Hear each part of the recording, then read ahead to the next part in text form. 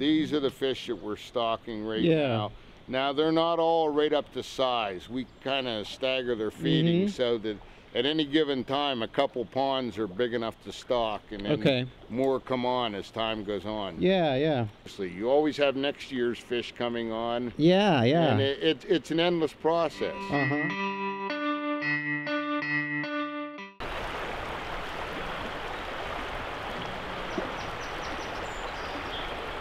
Okay, so we're in the carpool heading to the stocking locations along Little Pine Creek. That's not coordinated.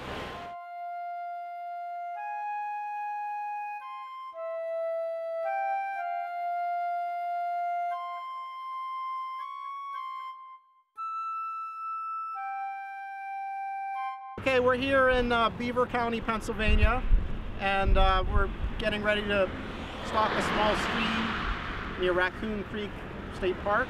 Wayne Buchanan, how you doing? I'm Tom Sarver. Hi. Okay, so is this a tradition for you to come out and help with the stocking? Is this or is it your first time? I just do it once or twice a year usually. Okay. I came down here because I'm unfamiliar with this stream they're going to, and I just want to see where they put the fish. Oh. They're going. We gotta go. Yeah. We gotta go. Let's go.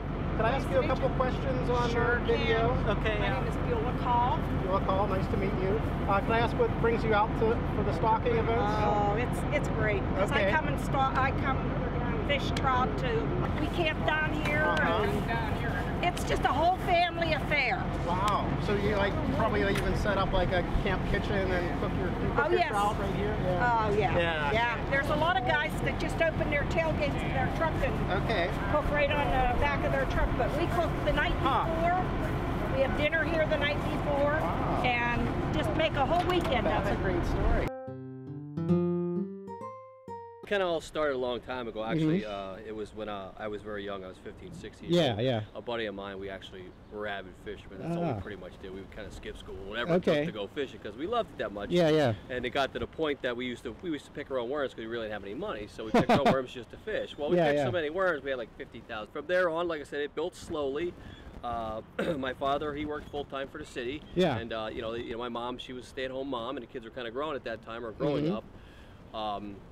And basically what happened was, you know, she would basically run the shop during the day. My dad would come home and he was pretty much the runner. She was the business end of the deal.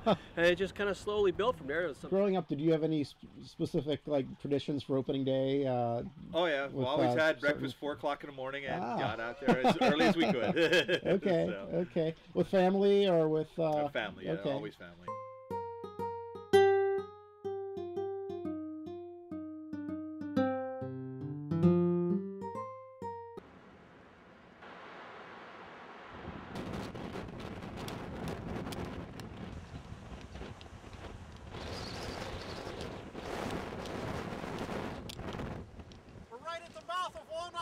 Lake Erie.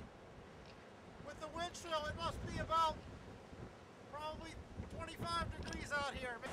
Why would anyone want to fish now and not in the summer? Well, this time of the year, the steelhead are moving in from Lake Erie. Summer's a little bit too warm for the steelhead, so they stay out into the lake and they start moving up at this time. So it's a good time to catch them. They start moving up, and when the water rises, they move further and further upstream. Actually, when you're out here fishing, you know, there's the rush of adrenaline. You actually get that steelhead on the hook. So sometimes you might be fighting a fish for 5 or 10 minutes. That'll warm you up pretty fast. Jim Cecilia. Jim, nice to meet you. So is this a tradition for you to come up and fish for steelhead? Oh, yes. Yeah, how long have you been doing it? All about 4 years. Okay. Did you travel far to get here today? Or? From Pittsburgh. Oh, really? Okay, good. One of the questions I ask people on my interviews is if they feel there's an art to their fishing, or if there's a connection between art and fishing. You know, every fisherman has their own method, but you know, maybe you have a take on that. Well, there's an art to fishing, but to fish for these fish, you still have to know a little bit about what you're doing, because conditions change. Okay. Not daily, the conditions can change hourly. Yeah. And when conditions change, you have to change. Oh, okay. Traveling around Pennsylvania asking people if there's an art to fishing, or is it like purely science? I'm still pretty inexperienced. Okay. I'm still learning. Yeah. My first year was a whole lot of luck.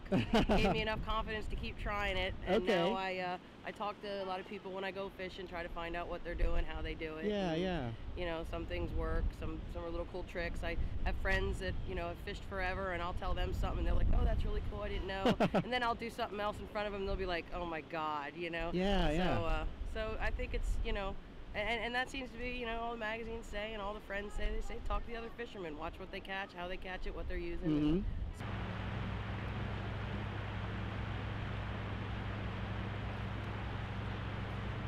I'm here with Jonas and several other regular fishermen of Spring Creek near State College, PA. This is a site called Fisherman's Paradise. These fishermen are using the most traditional fishing equipment available: bamboo fly rods, antique reels. You could say they're connoisseurs of the finer side of fishing. These fellows are demonstrating, you know, really a mastered technique of casting fly. You can edit that out, right? Yeah. Palmer fry? Yeah, right. Yeah, I'm Tom Sarver. Nice to meet you. Could I ask you about your experiences fishing in Pennsylvania, maybe? Well, fishing in Pennsylvania, my uncle started taking me fishing when I was 4 years old. Really? And I'm now 77 3/4, so that gives you some idea how long I've been doing that. Okay. And I trout fish, and then I do other fishing too. I've been to Canada about 7, 8 times to fish. Wow. And down in the Susquehanna River in the summer, we would fish for crappie bass, and we'd fish for regular bass, smallmouth, largemouth, and whatever else that you would catch. Right. I've been asking people if there's an art to fishing, or if there's like if it's purely science, or if there's a certain skill that you develop over time. It's a combination of luck, but it's also after a period of time. Like you come out and the water's high. Yeah. Well, the fish are going to be biting on the bottom right now. Okay. So you put more weight on, you adjust. Yeah. As the summer comes on and it dries off, the fish will go back underneath the bushes, and you change your approach. Try to read the stream, and you try to read the conditions that are there and the condition of the water. Mm-hmm. And because, you know, the old saying is, if you can see a trout, the trout can see you. And so you're not, they're gone. Yeah. But that's a good adage, because basically, you know, if you're walking down the stream and your shadow goes on, you're not going to catch them. They're back in. You may catch them later in the day, but you won't catch them for a while, because they are very, very spooky, particularly as the water gets lower. Mm-hmm. Brady, how you doing? Down. Yeah. So, can you tell me a little bit about the opening day of trout season here? Is it a tradition for you, or is it every year? Every year. Every year I come up here, first day. Okay. Ain't packed today though. Yeah. And you usually catch them pretty quickly. Be out here within an hour. Yeah. Now you might not want to reveal your secrets of fishing, but okay. So it's something that's you have secret methods that you and you're usually pretty good at it every year. Yeah, every year. Okay.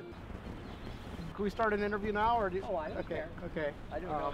You ask me whatever. You want to stand with the river and the creek in the background? You want me to have my rod with me? You can hold your rod if you want. Okay. What's your name, sir? Dave Andrus. Dave, so nice to meet you. Nice to meet you. So how are things working out today on the stream? I think it's very nice. Good day. Yeah. Didn't catch any fish. Yeah. Is this a tradition for you to come to Pine Creek every year? Yes, we've been coming up here for about 8 or 9 years. Wow. The same spot. We never catch anything, but we have fun. You never catch anything? Yeah, you just come for the opening day, or other days too? Usually just the opening day. Opening day. Okay. Interesting. Yeah. Do you have a certain technique that you use, or you just like to relax on the shore here? Or, I go in and cast for a little bit. If I don't catch anything, then I usually just sit here and close my eyes. Yeah, that's a red devil there. Okay. Yeah, I have.